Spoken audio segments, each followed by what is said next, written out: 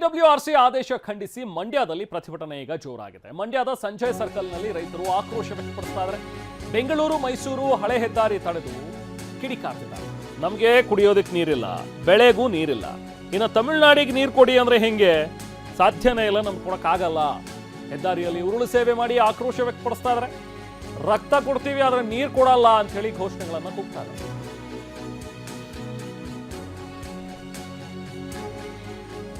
ಕಾವೇರಿ ನೀರು ನಿಯಂತ್ರಣ ಮಂಡಳಿ ಕೊಟ್ಟಿರುವಂತಹ ಒಂದು ಆದೇಶ ಏನಿದೆಯಲ್ಲ, 4 TMC ನೀರು ಬಿಡಬೇಕು ಈಗ ತಮಿಳುನಾಡಿಗೆ ಅಂತ ಹೇಳಿ. ಸೊ ನಮ್ಮ ಹತ್ರ ನೀರಿದ್ರೆ ತಾನೇ ನಾವು ತಮಿಳುನಾಡಿಗೆ ಬಿಡೋದಕ್ಕೆ. ನಮ್ಮ ಹತ್ರ ಇರುವಂಥ ನೀರು ನಮಗೆ ಸಾಕಾಗ್ತಾ ಇಲ್ಲ, ಇಲ್ಲಿ ಕುಡಿಯೋದಕ್ಕೆ ನೀರು ಆಗ್ತಾ ಇಲ್ಲ. DK ಶಿವಕುಮಾರ್ ಅವರು ಕೂಡ ಕ್ಲಿಯರ್ ಆಗಿ ಹೇಳ್ಬಿಟ್ಟಿದ್ದಾರೆ, ನಿಮ್ಮ ಬೆಳೆಗಳಿಗಿಂತ ಮುಂಚೆ ನೀವು ಕುಡಿಯೋ ನೀರಿಗೋಸ್ಕರ ಬಳಸ್ಕೊಳ್ಳಿ, ಅದಕ್ಕೆ ಮಾತ್ರ ನಾವು ಕೊಡ್ತೀವಿ ಸದ್ಯಕ್ಕೆ, ಯಾಕಂದ್ರೆ ಮಳೆ ಇಲ್ಲ. ಇದು ಯಾರೋ ಒಬ್ರು ಮಾಡಿರುವಂಥ ಒಂದು ತಪ್ಪಲ್ಲ, ಇದು ಬದಲಾಗಿ ಇದು ಪ್ರಕೃತಿಯ ಮುನಿಸು, ನಾವೆಲ್ಲರೂ ಕೂಡ ಇದನ್ನು ಅನುಭವಿಸಲೇಬೇಕು. ಸೊ ಹಾಗಾಗಿ ಮಳೆ ಇಲ್ದಲೆ ಕರ್ನಾಟಕದ ಈ ಕಾವೇರಿ ಕೊಳ್ಳ ಬರಿದಾಗ್ತಾ ಇದೆ. ಹಾಗಿರುವಾಗ ನೋಡಿ, ಈಗ ಒಂದು ಕಡೆ ದೃಶ್ಯದಲ್ಲಿ ನಮಗೆ ತೋರಿಸ್ತಾ ಇದ್ವಿ KSRTC ಜಲಾಶಯ, ಅದರ ಒಳ ಹರಿವು ಹೊರ ಹರಿವು ಎಷ್ಟು ಮಟ್ಟಿಗಿದೆ ಅನ್ನುವಂಥದ್ದನ್ನ ನೋಡಿ. ಇಂಥ ಸಂದರ್ಭದಲ್ಲಿ ನಾವು ಹೆಂಗೆ ಸ್ವಾಮಿ ಕೊಡೋಕ್ಕಾಗತ್ತೆ ತಮಿಳುನಾಡಿಗೆ ನೀರನ್ನ ಅನ್ನುವಂಥದ್ದು ಆಕ್ರೋಶ. ಈಗ ಚೆನ್ನಾಗಿ ಯಥೇಚ್ಛವಾಗಿ ಮಳೆ ಬಂದು ಈ ಸಂದರ್ಭದಲ್ಲಿ ಏನಾದರೂ ಡ್ಯಾಮ್ಗಳೆಲ್ಲವೂ ಕೂಡ ತುಂಬಿದ್ರೆ ಅವ್ರನ್ನ ಕೇಳೋದೇ ಬೇಡ, 4 ITMC ಬೇಕಾದ್ರೆ ಕೊಡ್ತೀವಿ ಅಂತಿದ್ರು. ಆದರೆ ಈಗ ಪರಿಸ್ಥಿತಿ ಹಾಗಿಲ್ಲ. ಬೇರೆ ಬೇರೆ ಉತ್ತರ ಭಾರತದಾದ್ಯಂತ ಆ ಕಡೆ ಸ್ವಲ್ಪ ಮಳೆ ಆಗ್ತಾ ಇದೆ ಬಿಟ್ರೆ, ಈ ಕಡೆ ದಕ್ಷಿಣದಲ್ಲಿ ಮಳೆನೇ ಇಲ್ಲ. ಹಾಗಾಗಿ ನಾವು ಹೆಂಗೆ ನೀರು ಕೊಡೋಣ ಅನ್ನುವಂಥದ್ರ ಬಗ್ಗೆ ಈಗ ರೈತರು ಕೂಡ ಆಕ್ರೋಶವನ್ನು ವ್ಯಕ್ತಪಡಿಸ್ತಾ ಇದ್ದಾರೆ. ಹೀಗೆ ಉರುಳು ಸೇವೆ ಮಾಡಿ ಈಗ ರೈತರು ತಮ್ಮ ಒಂದು ಆಕ್ರೋಶವನ್ನು ವ್ಯಕ್ತಪಡಿಸಿದ್ರು. ಸ್ಥಳದಿಂದ ಪ್ರತಿನಿಧಿ ದಿಲೀಪ್ ಒಂದು ಪ್ರತ್ಯಕ್ಷ ವರದಿ ನೀಡಿದ್ದಾರೆ, ಬನ್ನಿ ನೋಡೋಣ. ತಮಿಳುನಾಡಿಗೆ ನೀರು ಹರಿಸಬೇಕು ಅನ್ನುವಂಥ ನಿಟ್ಟಿನಲ್ಲಿ CWRC ಇವತ್ತು ನಿರ್ಣಯವನ್ನು ಕೈಗೊಂಡಿರುವಂಥದ್ದು. ಈ ಒಂದು ನಿರ್ಣಯವನ್ನು ಖಂಡಿಸಿ ಇವತ್ತು ರೈತ ಸಂಘ ಮತ್ತು ಕನ್ನಡ ಸೇನೆ ಮತ್ತು ವಿವಿಧ ಸಂಘಟನೆಗಳು ಪ್ರತಿಭಟನೆಯನ್ನು ನಡೆಸ್ತಾ ಇರುವಂಥದ್ದು. ರಸ್ತೆಯಲ್ಲಿ ಕುಳಿತು ಒಂದು ಪ್ರತಿಭಟನೆ ನಡೆಸ್ತಾ ಇರುವಂಥದ್ದು. ವಿದ್ಯಾರ್ಥಿಗಳು ಕೂಡ ಈ ಒಂದು ಪ್ರತಿಭಟನೆಗೆ ಸಾಥನ್ನು ಕೊಟ್ಟಿರುವಂಥದ್ದು. ಯಾಕಂದರೆ ಇದು ಒಂದು ರೀತಿಯಲ್ಲಿ ನಾವೇ ಸಂಕಷ್ಟದ ಸ್ಥಿತಿಯಲ್ಲಿದ್ದೇವೆ. ಸಂಕಷ್ಟದ ಸ್ಥಿತಿಯಲ್ಲಿದ್ದಂಥ ಸಂದರ್ಭದಲ್ಲಿ ಈ ರೀತಿಯಂಥ ನೀರನ್ನು ಕೊಡಬೇಕು ಅನ್ನುವಂಥದ್ದು ಎಷ್ಟು ಮಟ್ಟಿಗೆ ಸರಿ ಅನ್ನುವಂಥದ್ದು ನಿಟ್ಟಿನಲ್ಲಿ ಈಗ ಪ್ರತಿಭಟನೆ ನಡೆಸ್ತಾ ಇರುವಂಥದ್ದು. ಈಗ ನಮ್ಮ ಜೊತೆಗೆ ಪ್ರತಿಭಟನಾಕಾರರಿದ್ದಾರೆ, ಅವ್ರನ್ನೇ ಮಾತಾಡಿಸ್ತಾ ಹೋಗ್ತೇನೆ. ಸರ್, ನಿಮ್ಮ ಹೋರಾಟ ಎಲ್ಲಿವರೆಗೆ? ಸರ್, ನಿಜವಾಗ್ಲೂ ಕುಡಿ ನೀರಿಲ್ಲ ಸರ್. ದನ ಕರುಗಳಿಗೆ, ಜಾನುವಾರುಗಳಿಗೆ ಕುಡಿ ನೀರಿಲ್ಲ. ತಮಿಳ್ನಾಡಿಗೆ ಹೆಂಗೆ ಸರ್ 4 TMC ನೀರು ಕೊಡ್ತಾರೆ? ಐನ್ ಬೆಳೆ ಭತ್ತ ಬೆಳಿಬೇಕಾ ಸರ್? ಒಟ್ಲಾಕ್ಬೇಕು. ಎಲ್ಲ ಮಳೆ ಇಲ್ಲ, ಬೆಳೆ ಇಲ್ಲ. ತಮಿಳ್ನಾಡಿಗೆ ಯಾವ CWRC ಯಾರು ಸರ್? ರೈತರಿಗಿಂತ ದೊಡ್ಡದವ ಸ್ವಾಮಿ. ದಯಮಾಡಿ ತಮಿಳ್ನಾಡಿಗೆ ಒಂದು ಹನಿ ನೀರು ಕೂಡ ಬಿಡಬಾರ್ದು. ನಮ್ಮ ರಾಜ್ಯದ ಮುಖ್ಯಮಂತ್ರಿಗಳಿಗೆ ನಾವು ಆಗ್ರಹ ಮಾಡ್ತಾ ಇದ್ವಿ, ಒಂದೇ ಒಂದು ಹನಿ ನೀರು ಬಿಟ್ಟರೆ ಮಂಡ್ಯದಲ್ಲಿ ತಮಿಳ್ನಾಡಿಗೆ ಹೋಗ್ದೇಳ ನೀರು, ಬೆಂಗಳೂರು ಕುಡಿ ನೀರು ಹೋಗಿದೆ, ಆ ಪೈಪ್ ನೀರನ್ನ ಒಡೆದಾಕ್ತೀವಿ ಅಂತ ಹೇಳಕ್ಕೆ ನಾನು ಆಗ್ರಹ ಇಷ್ಟಪಡ್ತಾ ಇದ್ದೀನಿ. ನಮ್ಮ ಜಿಲ್ಲೆಯ ರೈತರುಗಳಿಗೆ ನೀರಿಲ್ಲ, ತಮಿಳುನಾಡು ರೈತರುಗಳು ಬೆಳೆ ಬೆಳೆಯೋಕ್ಕೆ ನೀರು ಬಿಡ್ತಾ ಇದ್ದಾರೆ ಅಂತದ್ದು. ಸರ್, ನಮ್ಮ ಜಿಲ್ಲೆಗೆ ಏನಂತ ಹೇಳಿದ್ರು ಅಂದರೆ, ನೀವು ಮಳೆ ಈಗಿಲ್ಲ, ಯಾಕೆಂದರೆ ಮಳೆ ಖಂಡಿತ ಇಲ್ಲ, ಕಡಿಮೆ ಆಗದೆ ಮಳೆ ಪ್ರಭಾವ. ಹಂಗಾಗಿ ನಮ್ಮ ಜಿಲ್ಲೆಗೆ ಏನಂತ ಹೇಳಿದ್ರು ಮುಖ್ಯಮಂತ್ರಿಯವರು, ನೀವು ಯಾವುದೇ ಕಾರಣಕ್ಕೂ ಬೆಳೆ ಬೆಳಿಬೇರಿ ಅಂತ ಹೇಳಿದ್ರು. ಆದರೆ ಅದೇ ರೀತಿ ತಮಿಳ್ನಾಡಿಗೆ 3,000 ಕ್ಯೂಸಸ್ ನೀರು ಬಿಡ್ತಾವ್ರೆ 15 ದಿನ. ಅಂದರೆ ನಮ್ಮ ಜೀವನ ಏನ್ಬೇಕು? ಮರಣ ಶಾಸನ ಈ ಸರ್ಕಾರ ನಮ್ಮ ಮೇಲೆ ಬರೀತಾ ಇದೆ. ಈ ಸರ್ಕಾರ ಪತನ ಆಯ್ತದೆ.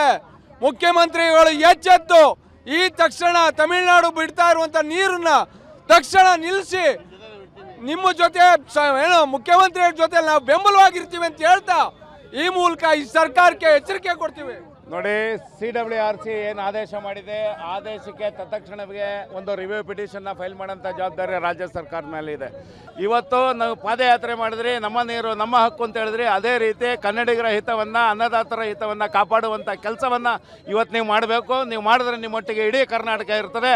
ಇಲ್ದಲೇ ನೀವು ತಮಿಳ್ನಾಡಿಗೆ ವಾಟರ್ ಮ್ಯಾನ್ ಥರ ನೀವು ನೀರೇನಾರ ಬಿಟ್ಟರೆ ನಿಮ್ಮನ್ನು ಮುಖ್ಯಮಂತ್ರಿ ಸ್ಥಾನದಿಂದ ಕೆಳಗಿಳಿಸುವಂಥ ಕೆಲಸವನ್ನು ಕಾವೇರಿ ಕೊಳ್ಳದ ರೈತರು ಮಾಡಬೇಕಾಗುತ್ತೆ.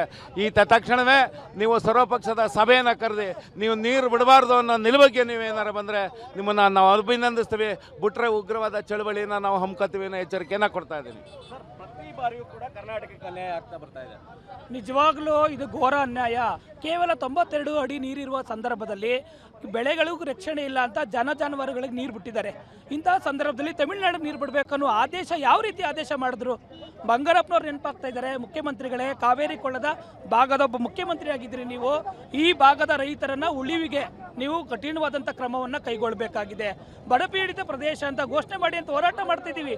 ಇಂಥ ಸ್ಥಿತಿಯಲ್ಲಿ ನಿಮ್ಮ ನಿರ್ಧಾರ, ಈ ಆದೇಶಕ್ಕೆ ಏನಾದ್ರು ನೀವು ಒಪ್ಪೋದಾದ್ರೆ ನಾವು ಉಗ್ರ ಹೋರಾಟದ ಹೆಜ್ಜೆಯನ್ನು ಪ್ರಾಣವನ್ನು ಕಳೆದು ಹೋರಾಟ ಮಾಡುವ ಪರಿಸ್ಥಿತಿಗೆ ನಾವು ಹೋಗಬೇಕಾಗಿದೆ. ಇದು ಮುಖ್ಯಮಂತ್ರಿಗಳಿಗೆ ಎಚ್ಚರಿಕೆ.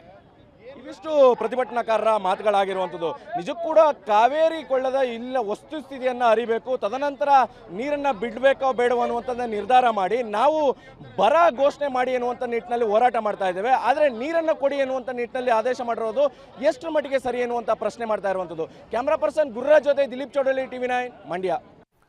ಪ್ರಾಣ ಕೊಟ್ಟಾದ್ರೂ ನೀರು ಬಿಡೋದನ್ನ ತಡಿತೀವಿ, ಜಲಾಶಯಕ್ಕೆ ಬೀಗ ಹಾಕಿ ಕೀ ನಮ್ಮ ಬಳಿ ಇಟ್ಕೊಳ್ತೀವಿ. ತಮಿಳುನಾಡಿಗೆ ಕಾವೇರಿ ನೀರು ಬಿಡದಂತೆ ರೈತರು ಕೊಡ್ತಾ ಇರುವಂತಹ ಎಚ್ಚರಿಕೆ. ನಾವು ಬೆಳೆಗೆ ನೀರು ಕೇಳ್ತಾ ಇಲ್ಲ, ಕುಡಿಯೋದಕ್ಕೆ ನೀರು ಕೇಳ್ತಾ ಇದ್ದೀವಿ. ರಾಜಕಾರಣ ಬದಿಗಿಟ್ಟು ರೈತರ ಹಿತ ಕಾಯುವ ಕೆಲಸ ಮಾಡಿ.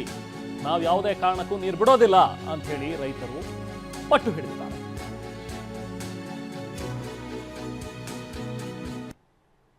ನೋಡಿ, ಉರುಳು ಸೇವೆ ಮಾಡಿ ಆಕ್ರೋಶವನ್ನು ವ್ಯಕ್ತಪಡಿಸ್ತಾ ಇರುವಂತಹ ರೈತರು ಯಾವುದೇ ಕಾರಣಕ್ಕೂ ನಾವು ನೀರು ಬಿಡೋದಕ್ಕೆ ಒಪ್ಪಲ್ಲ ಅಂಥೇಳಿ. ಈಗ CWRC ಹೇಳಿರ್ಬೋದು, CWRC ಬಿಡಿ ಅಂಥೇಳಿ, ಆದರೆ ಅದ್ರ ಮುಂದೆ ರಿವ್ಯೂ ಪಿಟಿಷನನ್ನು ಹಾಕಬೇಕು.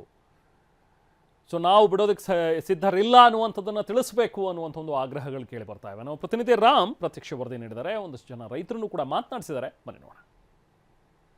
ರಾಜ್ಯದಲ್ಲಿ ಮುಂಗಾರು ಕೈಕೊಟ್ಟು ಭೀಕರ ಬರಗಾಲ ಎದುರಾಗಿದೆ. ಈ ನಡುವೆ CWRC ಸಭೆಯಲ್ಲಿ ಈ ಒಂದು ಏನು ತಮಿಳುನಾಡಿಗೆ ಪ್ರತಿದಿನ 3000 ಕ್ಯೂಸೆಕ್ನಂತೆ 15 ದಿನ ನೀರನ್ನು ಹರಿಸಬೇಕು ಅಂತೇಳಿ ಸೂಚನೆ ಕೊಟ್ಟಿರುವಂಥದ್ದು ಮರಣ ಶಾಸನವಾಗಿದೆ. ಈ ಬಗ್ಗೆ ಮಾತಾಡಲಿಕ್ಕೆ ರೈತರು ನಮ್ಮ ಜೊತೆಗಿದ್ದಾರೆ.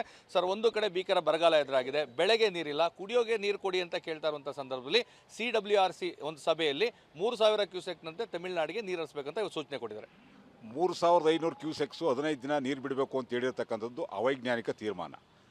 ಕರ್ನಾಟಕದಲ್ಲಿ ವಾಸ್ತವ ಪರಿಸ್ಥಿತಿ 20ಕ್ಕೂ ಹೆಚ್ಚು ಜಿಲ್ಲೆಗಳು ಬರದಲ್ಲಿದ್ದಾವೆ. ಅದರಲ್ಲೂ ಕೂಡ ತಮಿಳುನಾಡಿಗೆ ನೀರು ಬಿಡಬೇಕು ಅಂತ ಹೇಳಿದ್ರೆ ಇಲ್ಲಿ ಕುಡಿಲಿಕ್ಕೂ ನೀರಿಲ್ಲ, ಜಾನುವಾರುಗಳಿಗೆ ನೀರಿಲ್ಲ, ಕೆರೆ ಕಟ್ಟೆಗಳಿಗೆ ನೀರಿಲ್ಲ. ನಾವು ಇಲ್ಲಿ ಬದುಕಿದ್ರೆ ಸಾಕು ಅಂತಕ್ಕಂಥ ಪರಿಸ್ಥಿತಿ ನಿರ್ಮಾಣ ಆಗಿದೆ. ಇಂಥ ಭಾಳ ಸಂದಿಗ್ಧ ಕಠಿಣ ಪರಿಸ್ಥಿತಿ ಒಳಗಡೆ 3500 ಕ್ಯೂಸೆಕ್ಸ್ನ ಬಿಡಿ ತಮಿಳುನಾಡಿಗೆ ಅಂತ ಹೇಳಿದ್ರೆ ಸಾಕಷ್ಟು ಗೊಂದಲ ಮತ್ತು ಸಮಸ್ಯೆ ಆಗ್ತದೆ.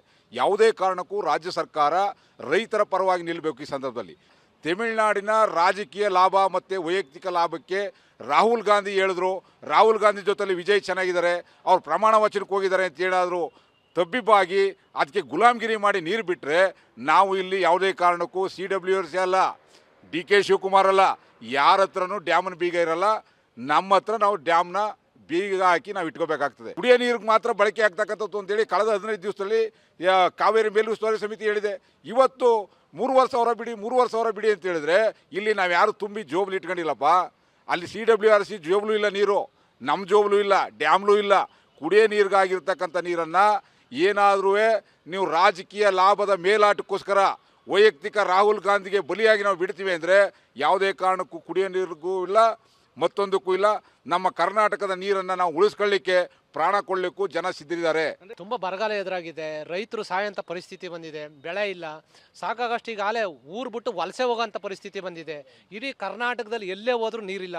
ಕೇರಳನೋ ತಮಿಳ್ನಾಡು ಆ ಕಡೆ ಹೋಗ್ಬೇಕಾಯ್ತು ಈ ಭಾಗದ ಜನಗಳು ಬಿಟ್ಟು ನೀರು ಅಲ್ಲಿಗೆ ಬಿಟ್ಟ ಮೇಲೆ ನಾವು ಎಲ್ಲಿಗೆ ಹೋಗ್ಬೇಕು ಹೇಳಿ? ಕುಡಿಯೋಕ್ಕೋಸ್ಕರನಾದ್ರು ಅಲ್ಲಿಗೆ ಹೋಗ್ಬೇಕಾಗುತ್ತೆ ತಮಿಳ್ನಾಡಿಗೆ. ಅದನ್ನು ದಯವಿಟ್ಟು ರಾಜ್ಯ ಸರ್ಕಾರ ಇದನ್ನು ಮುನ್ನೆಚ್ಚರಿಕೆಯಾಗಿ ಎಚ್ಚೆತ್ಕೊಂಡು, ಗುರುಸ್ವಾಮಿ ಅನ್ನೋರೊಬ್ಬರು ಕಬಿನಿ ಡ್ಯಾಮಲ್ಲಿ ಬಿದ್ದು ಸತ್ರು, ಗೊತ್ತಾ? ಒಬ್ಬರು ಸತ್ರು ಡ್ಯಾಮ್ ನೀರು ಬಿಟ್ಟು. ಅದೇ ಪರಿಸ್ಥಿತಿ ಈಗಲೂ ಸಾಯೋಕ್ಕೆ ಪರಿಸ್ಥಿತಿ ಜನ ರೈತರು ನಿಂತಿದ್ದಾರೆ. ದಯವಿಟ್ಟು ಇದನ್ನು ವಾಪಸ್ ತಗೊಂಡು ಎಲ್ಲ ಸ್ಟ್ರೈಕ್ ಮಾಡಿ ನಾವಂತೂ ರೈತರು ಡ್ಯಾಮ್ ಹತ್ರನೇ ಕುತ್ಕೋತೀವಿ. ಅದು ಎಷ್ಟು ನೀರು ಬಿಟ್ಟಾರೋ ಬಿಡಲಿ. ಇಲ್ಲಿ ಮುಖ್ಯಮಂತ್ರಿಗಳು ಮಾಡ್ತಾರೆ ನಾವು ನೀರು ಕೊಡಲ್ಲ ಅಂತ ಇವರು ವಾದ ಮಾಡ್ತಾರೆ, ಅವರು ನಾವು ನೀರು ತಗೋಬತ್ತೀವಿ ಅಂತ ಅವರು ವಾದ ಮಾಡ್ತಾರೆ. ಈ ಸಮಸ್ಯೆನ ಅಲ್ಲಿ ರೈತರುಗಳು ಇಲ್ಲಿ ರೈತರುಗಳನ್ನ ಎಲ್ಲ ಪ್ರಾಣಾಂತಕ್ಕೋಸ್ಕರವಾಗಿ ಇವ್ರು ಮಾಡ್ತಾ ಇದ್ದಾರೆ ಹೊರತು ಇವರೇ ನಮ್ಮನ್ನು ಉದ್ಧಾರ ಮಾಡೋಕ್ಕೆ ಮಾಡ್ತಾ ಇಲ್ಲ. ಇವರು ರಾಜಕಾರಣ ಮಾಡ್ತಾ ಇದ್ದಾರೆ. ಯಾತಕ್ಕೆ? ಓಟಿನ ತಮ್ಮ ಅನುಕೂಲಕ್ಕಾಗಿ ಮಾಡ್ತಾ ಇದ್ದಾರೆ. KRS ಎಷ್ಟು ನೀರಿದೆ, ಮೆಟ್ಟೂರು ಡ್ಯಾಮಲ್ಲಿ ಎಷ್ಟಿದೆ, ಮೆಟ್ಟೂರು ಡ್ಯಾಮಲ್ಲಿ ಎಷ್ಟು ಜನ ಭತ್ತ ಬೆಳೀತಾವ್ರೆ, KRS ಡ್ಯಾಮಲ್ಲಿ ಎಷ್ಟು ಜನ ಭತ್ತ ಬೆಳೀತಾವ್ರೆ ವೆರಿಫೈ ಮಾಡಿರಿ. ಸರ್ಕಾರಕ್ಕೆ ಏನು ಅಧಿಕಾರಿಗಳಿಲ್ವಾ, ತಜ್ಞರಿಲ್ವಾ? ಅವರು ಇವರು ಸೇರಿ ಕರ್ಸಪ್ಪ. ಯಾಕೆ ಸ್ವಲ್ಪ ಇವೆಲ್ಲ ನಾಟಕ ಆಡ್ತೀರ ನೀವು? ಈ ನಾಟಕ ಎಲ್ಲ ಬಿಟ್ಬಿಡಿ. ಇದು ರೈತರ ಒಟ್ಟಾರೆ ಅಭಿಪ್ರಾಯ. ಯಾವುದೇ ಕಾರಣಕ್ಕೂ ತಮಿಳುನಾಡಿಗೆ ನೀರನ್ನು ಬಿಡಬಾರದು. ನಾವು ಬೆಳೆಗಳಿಗೆ ನೀರನ್ನು ಕೇಳ್ತಾ ಇಲ್ಲ, ಕುಡಿಯೋದಕ್ಕೆ ನೀರನ್ನು ಕೇಳ್ತಾ ಇದ್ದೇವೆ. ವೈಜ್ಞಾನಿಕವಾಗಿ ಬಂದು ಇಲ್ಲಿ ಪರಿಶೀಲನೆಯನ್ನು ಮಾಡಿ ನಮ್ಮಲ್ಲಿ ನೀರಿದ್ರೆ ಖಂಡಿತವಾಗಿ ಬಿಡೋದಕ್ಕೆ ನಾವು ಸಿದ್ಧರಿದ್ದೇವೆ. ಈ ಒಂದು ವಿಚಾರದಲ್ಲಿ ರಾಜಕಾರಣವನ್ನು ಮಾಡಬೇಡಿ ಅನ್ನೋ ಒಂದು ಎಚ್ಚರಿಕೆಯನ್ನು ನೀಡ್ತಾ ಇರುವಂಥದ್ದು. ಒಂದು ವೇಳೆ ರಾಜ್ಯ ಸರ್ಕಾರ ನೀರನ್ನು ಬಿಡೋದಕ್ಕೆ ಮುಂದಾದರೆ ಜಲಾಶಯದ ಬೀಗವನ್ನು ತೆಗೆದುಕೊಳ್ತೇವೆ, ನಾವೆಲ್ಲರೂ ಸಹ ಪ್ರಾಣವನ್ನು ಕೊಟ್ಟು ನೀರನ್ನು ಉಳಿಸ್ತೇವೆ ಅನ್ನೋ ಒಂದು ಎಚ್ಚರಿಕೆಯನ್ನು ನೀಡ್ತಾ ಇರುವಂಥದ್ದು. ಕ್ಯಾಮ್ರಾ ಪರ್ಸನ್ ಜೀವನ್ ಜೊತೆ ರಾಮ್, TV9 ಮೈಸೂರು. ಸೊ ಹೀಗೆ